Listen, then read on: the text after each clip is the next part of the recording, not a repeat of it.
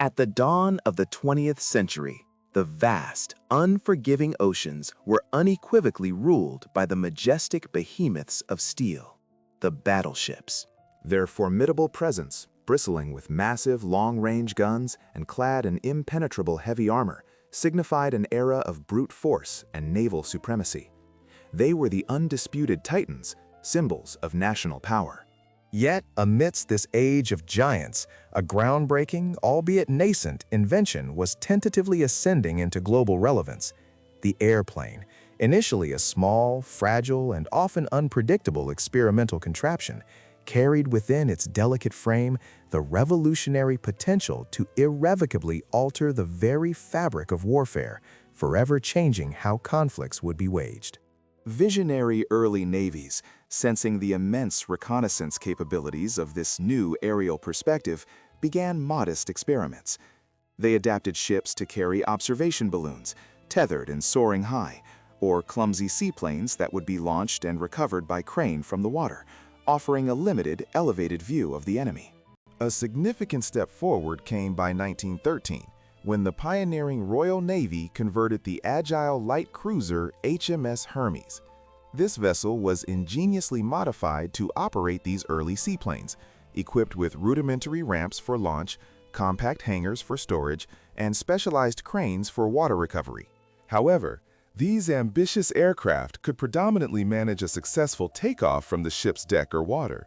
The subsequent recovery process remained a perilous and often clumsy affair, frequently compelling brave pilots to make dangerous landings ashore on distant coasts, or, more distressingly, to deliberately ditch their valuable aircraft into the unforgiving waves alongside their ship, awaiting retrieval. The subsequent recovery process remained a perilous and often clumsy affair, frequently compelling brave pilots to make dangerous landings ashore on distant coasts, or, more distressingly, to deliberately ditch their valuable aircraft into the unforgiving waves alongside their ship, awaiting retrieval. The true paradigm shift, the monumental breakthrough that would redefine naval power, arrived with the launch of the venerable HMS Argus in 1918.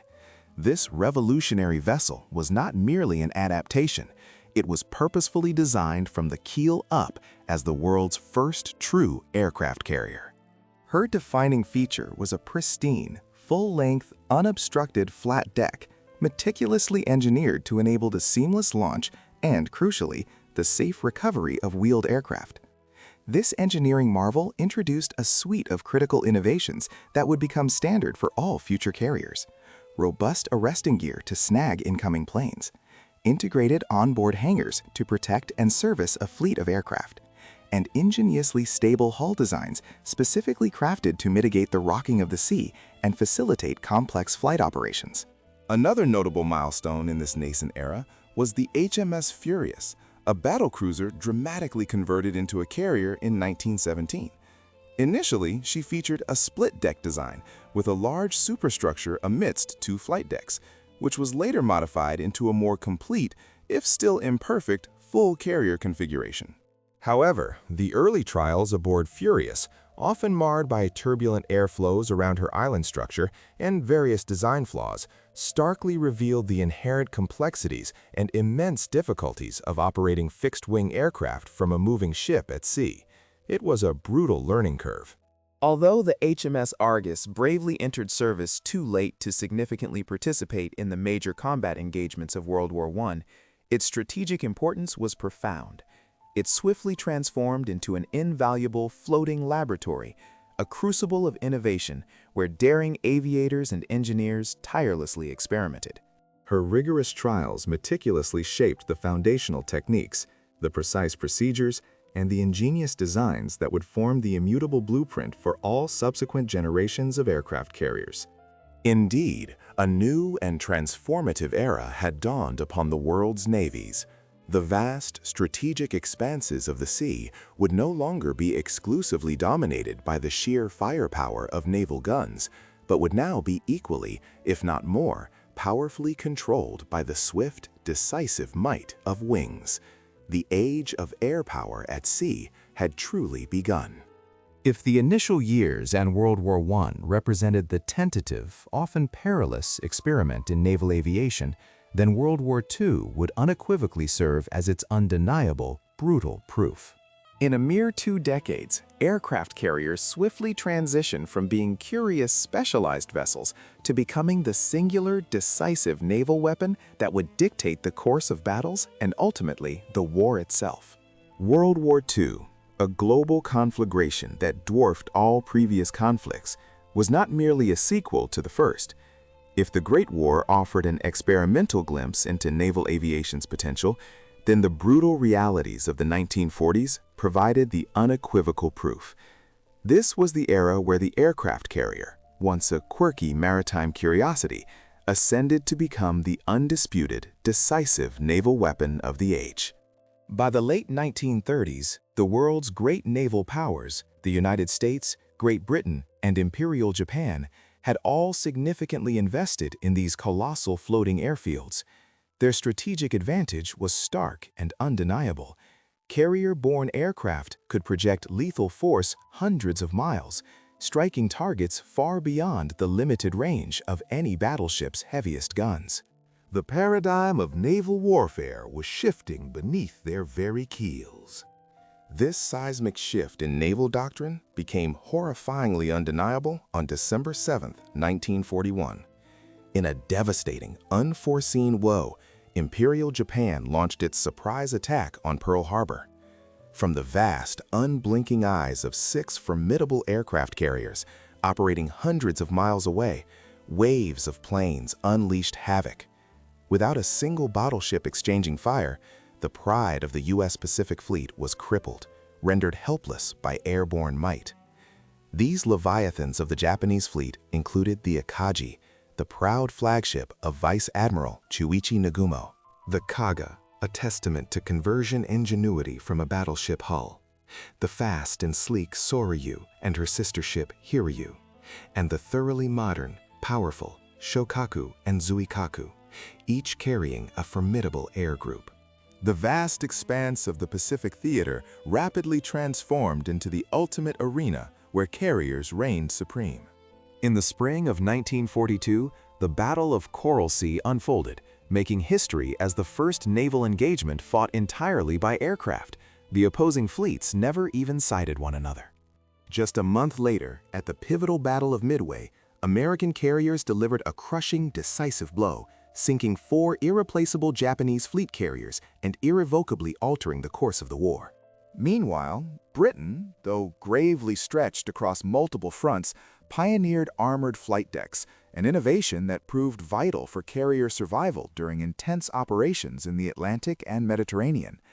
Japan, despite building powerful initial carriers like the Akagi and Kaga, struggled desperately to replace its catastrophic losses as the brutal war inexorably dragged on. By 1945, the aircraft carrier had not merely asserted its dominance, it had utterly eclipsed the battleship. A stark symbol of this radical shift was the fate of the mighty Yamato, the largest battleship ever constructed. This behemoth of steel and weaponry, built for a bygone era, was ignominiously sunk by carrier-based aircraft before her gargantuan main guns could even fire a single shot in combat. The lesson was unequivocally clear. The future of naval warfare belonged not to ponderous floating gun platforms, but to nimble, devastatingly effective floating airfields. The brutal crucible of World War II had rendered the verdict unequivocally clear. The future of naval warfare belonged not to the behemoth battleships and their thundering gun platforms, but to mobile, floating airfields. The American supercarriers were about to usher in a new era. While World War II undeniably solidified the aircraft carrier's crucial dominance, the tense geopolitical landscape of the Cold War would relentlessly push the boundaries of engineering and scale, transforming it into something far grander, something immense, the supercarrier.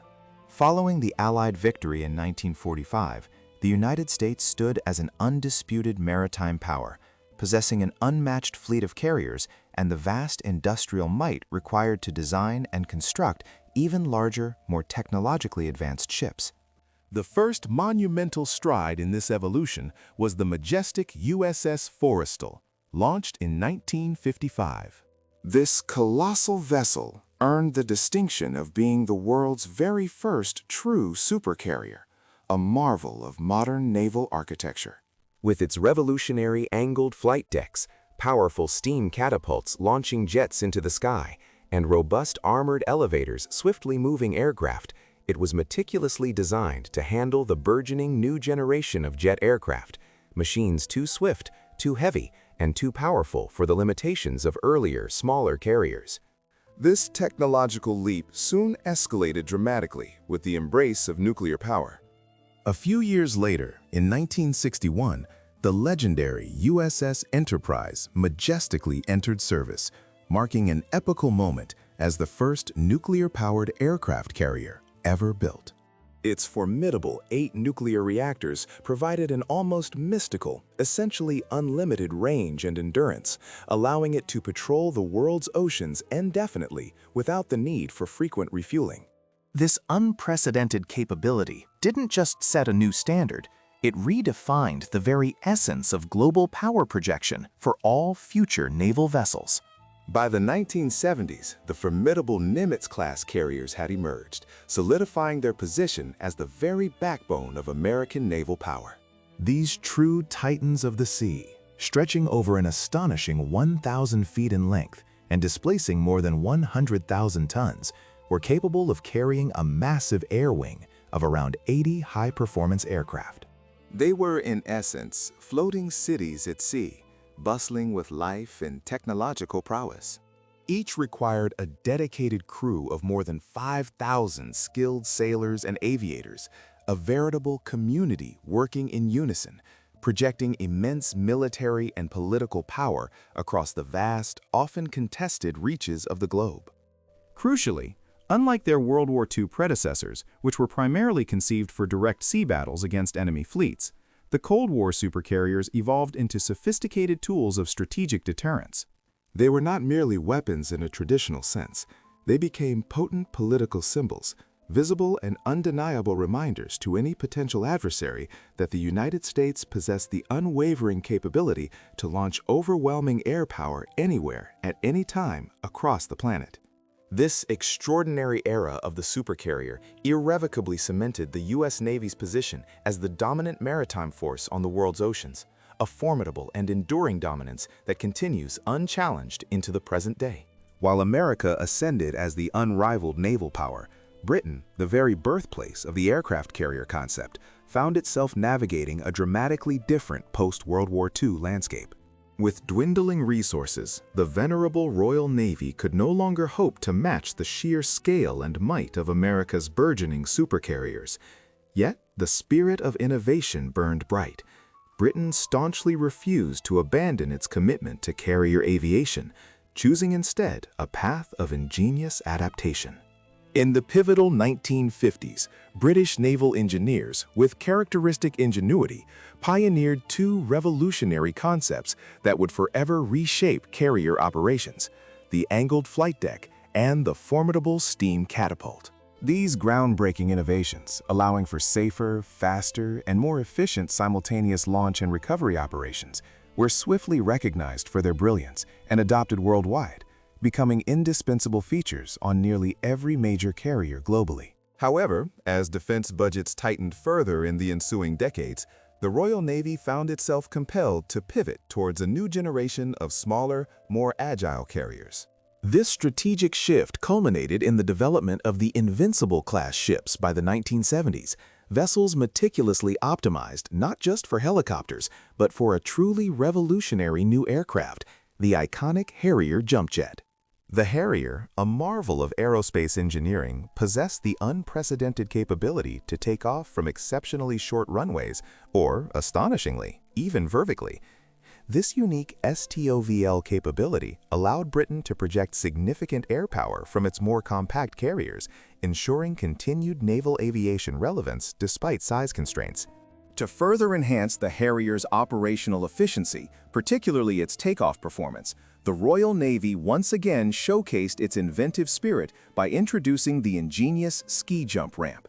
This distinctive upward curved ramp provided an additional lift advantage, enabling Harriers to launch with heavier payloads and greater fuel, a design feature so effective it continues to be utilized by numerous carrier navies across the globe today. This daring gamble on smaller, innovative carriers and the unique Harrier jump jet faced its ultimate, brutal test during the Falklands War in 1982. With the world watching, two Invincible-class carriers, HMS Hermes and the newly commissioned HMS Invincible, courageously sailed 8,000 miles from home, projecting critical air power into a distant, hostile theater. Here, the intrepid Harriers, though vastly outnumbered by Argentine air forces, achieved astonishing, decisive air-to-air victories, unequivocally proving the profound value and combat effectiveness of STOVL operations in a real-world conflict.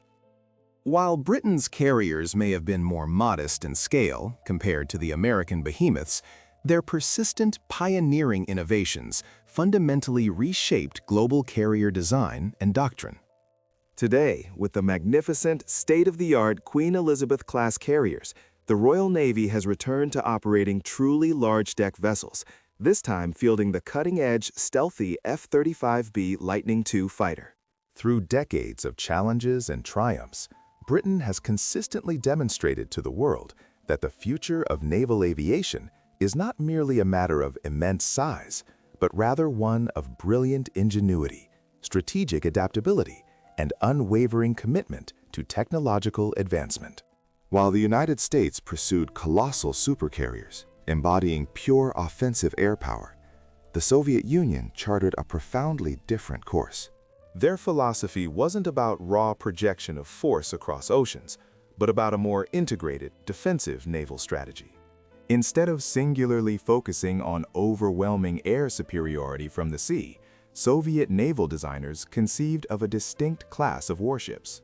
These weren't mere aircraft carriers, they were formidable hybrid platforms, merging the aerial capabilities of a carrier with the heavy armament and defensive prowess of a guided missile cruiser. The genesis of this unique approach emerged with the revolutionary Kiev-class vessels. Introduced in the vibrant naval landscape of the 1970s, the Kiev-class ships represented this innovative Soviet doctrine. They embarked a modest air wing, primarily composed of vertical takeoff and landing VTOL Yak-38 Forger jets and an array of versatile helicopters capable of anti-submarine warfare. Crucially, these weren't solely reliant on air power. Their decks bristled with formidable anti-ship missiles and an array of heavy naval guns. Their purpose was clear, not to project power globally like their American counterparts. Instead, their primary mission was the defense of the Soviet fleet and the relentless pursuit of American submarines, forming a crucial shield for their naval assets. This distinctive philosophy culminated in the Soviet Union's ultimate carrier, the majestic Admiral Kuznetsov, launched in 1985 and, remarkably, still technically in service today, albeit with many challenges.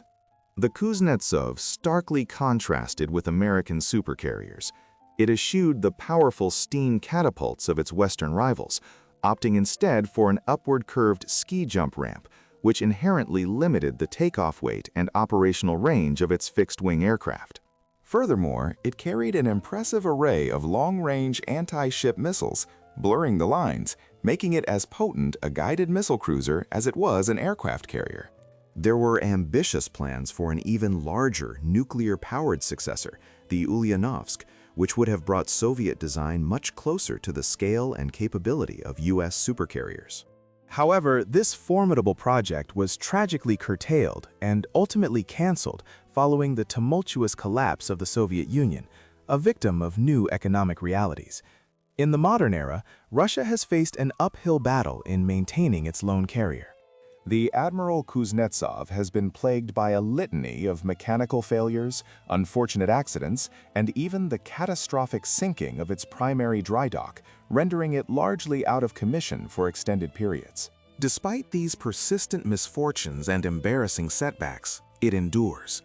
It remains a potent, if somewhat tarnished, symbol of Moscow's enduring ambition to project formidable blue water naval power, even when the harsh realities of its operational status often fall dramatically short of the grand image it attempts to convey.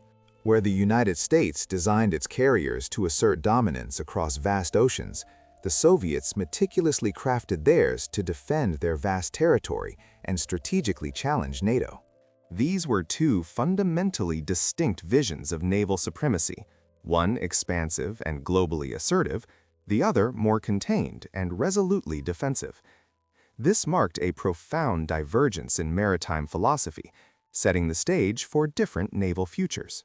In the annals of naval power, France has consistently charted its own course, an independent spirit guiding its aspirations in naval aviation. After the devastation of World War II, the French Navy initially relied on a patchwork fleet, a pragmatic blend of acquired American and British aircraft carriers. Yet, by the 1960s, a strong national impulse surged to forge a truly indigenous capability, a desire to design and construct their own formidable vessels. This ambition materialized in the form of the revered Clemenceau-class carriers, proudly commissioned throughout the 1960s. These agile, compact, yet remarkably capable ships granted France the essential ability to project modern jet aircraft deep into maritime theaters. They stood as powerful symbols of France's unwavering commitment to maintaining its global influence, asserting its presence across the oceans. However, the true technological leap, a monumental stride for French naval engineering, arrived with the commissioning of the magnificent Charles de Gaulle in 2001. This powerhouse is an engineering marvel, the solitary nuclear-powered aircraft carrier operating outside the United States Navy. It represents a breathtaking accomplishment for a nation that, despite possessing significantly fewer resources than its transatlantic ally, dared to dream big and achieve a level of strategic autonomy unparalleled in Europe. Weighing in at approximately 42,000 tons, the Charles de Gaulle is indeed more modest in size compared to the colossal American supercarriers. Yet, this agile giant proficiently operates a potent air wing of 30 to 40 aircraft, critically including the advanced Dassault Rafale M, France's formidable naval strike fighter. Furthermore, the Charles de Gaulle proudly employs catobar operations, catapult-assisted takeoff but arrested recovery, mirroring the sophisticated system utilized by U.S. carriers. This crucial capability grants it unparalleled flexibility and operational prowess, a significant advantage over less capable ski-jump-equipped vessels. Its nuclear heart, pulsating with immense power, allows for exceptionally extended deployments, enabling the Charles de Gaulle to spearhead operations from the rugged mountains of Afghanistan to the volatile waters of the Middle East, a true testament to its reach and versatility. Its nuclear heart, pulsating with immense power, allows for exceptionally extended deployments, enabling the Charles de Gaulle to spearhead operations from the rugged mountains of Afghanistan to the volatile waters of the Middle East, a true testament to its reach and versatility. Looking firmly towards the future, France has already unveiled ambitious plans for its successor, the Porte-Avions Nouvelle Génération, or PANG, expected to proudly enter service in the 2030s. This next-generation Leviathan will be even larger, propelled by advanced nuclear power and meticulously designed to seamlessly operate future sixth-generation aircraft. Its introduction will unequivocally cement France's position as Europe's premier carrier power, an undisputed leader in naval projection. While French carriers may never rival the sheer numerical might of the United States Navy, their presence conveys an unambiguous message, clear and resonant across the global stage. France intends to steadfastly remain a preeminent global military player, fiercely independent, unburdened by exclusive reliance on NATO, charting its sovereign destiny on the high seas. In the grand theater of global geopolitics, the ability to project power across the oceans remains paramount. For decades, China, a burgeoning economic giant, conspicuously lacked true aircraft carriers, a vital instrument of modern naval might. But the dawn of the 21st century heralded a dramatic transformation, propelling China into the ranks of the fastest-growing carrier powers in the world. This ambitious journey truly began in the late 1990s. With a bold strategic move, China acquired the colossal, unfinished hull of the Soviet carrier Varyag from Ukraine. A relic of a bygone era, it lay dormant, a testament to unfulfilled Cold War ambitions. Years of painstaking refitting, engineering challenges, and dedicated labor transformed this dormant steel behemoth. In 2012, it finally emerged as the Liaoning, China's first operational aircraft carrier. Though primarily designated as a training vessel, the Liaoning's commissioning sent a clear signal across the globe. Beijing was determined to join the elite club of nations possessing carrier navies, asserting its presence on the high seas. The next significant milestone arrived in 2019 with the launch of the Shandong, China's first truly domestically built carrier. This vessel marked a further leap in self-sufficiency, designed specifically to refine carrier operations, rigorously train new crews, and incrementally expand China's growing naval reach within its strategic interests. But the real game changer, a technological leap that astonished observers worldwide, materialized in 2022 with the unveiling of the Type 003 Fujian. This magnificent vessel wasn't just another carrier. It introduced cutting-edge electromagnetic aircraft launch systems, or EMALS. This revolutionary technology, electromagnetic catapults, was previously the exclusive domain of the United States Navy, representing the pinnacle of carrier aviation capability. With EMALS, the Fujian can effortlessly launch a wider array of heavier aircraft, including critical early warning planes and the sophisticated future stealth fighters. This technological parity dramatically narrows the capability gap, bringing China much closer to the advanced power projection of American carrier groups. Strategically, China's burgeoning carrier fleet is meticulously focused on the Western Pacific, particularly the sensitive waters of the South China Sea and the Taiwan Strait. Unlike the U.S. carriers, which are designed to roam globally, projecting power across every ocean, China's carriers are envisioned as powerful regional tools, explicitly designed to secure naval dominance within Asia and protect its vital maritime interests.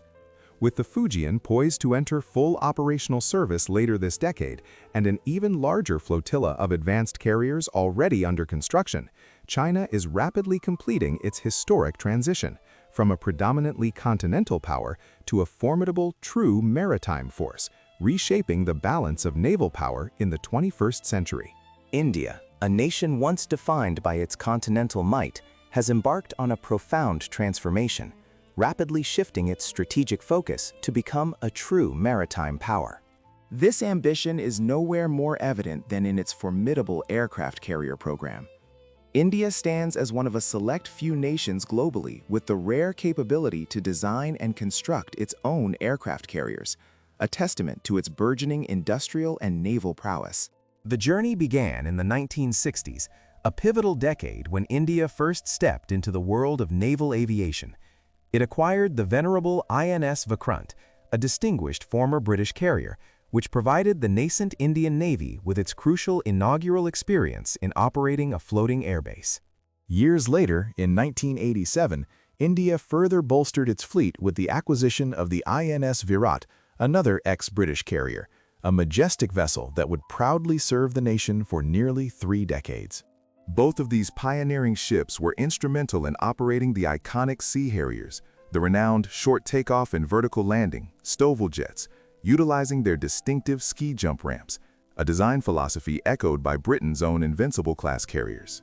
A significant leap forward occurred in 2013 with the grand commissioning of the INS Vikramaditya.